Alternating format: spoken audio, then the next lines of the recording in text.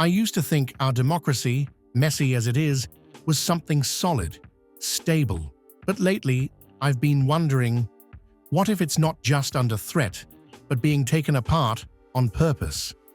What if a meme coin, a tech billionaire, and a 900-page political blueprint are quietly engineering a future straight out of the Hunger Games? This is my dive into the Dark Enlightenment Doge and Project 2025, and what they could mean for all of us. I'll be honest, when I first heard about something called the Dark Enlightenment, I thought it was just another fringe internet idea. But then I looked deeper. It's a political philosophy that says democracy doesn't work, that we'd be better off ruled by a CEO, not elected leaders. Thinkers like Nick Land and Curtis Yarvin, who goes by Mencius Moldbug, believe equality is a myth, that freedom leads to decay. Yarvin literally wrote, "Democracy is a mistake." And for years, that kind of talk stayed in weird blogs and academic corners. But not anymore. Now these ideas are being echoed by people with real power. Peter Thiel, a billionaire who helped build PayPal, once said, "I no longer believe that freedom and democracy are compatible." He's funding candidates like J.D. Vance, who've made it clear they don't want to reform democracy. They want to replace it. And then there's Elon Musk, who's gone from meme king to something way more serious. He's been engaging with Yarvin's work, reshaping Twitter into his own propaganda machine, and positioning himself as a kind of unelected national voice.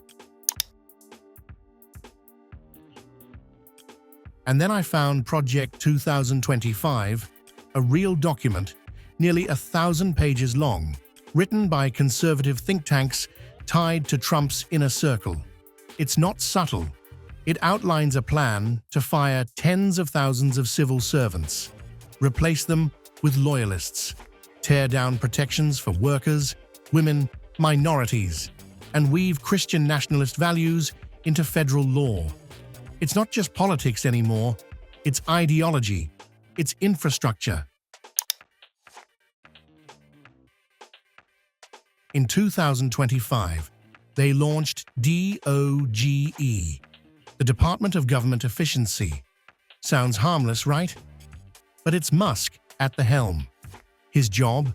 Slash the federal budget by $1 trillion. Automate services, shut down departments, lay off thousands.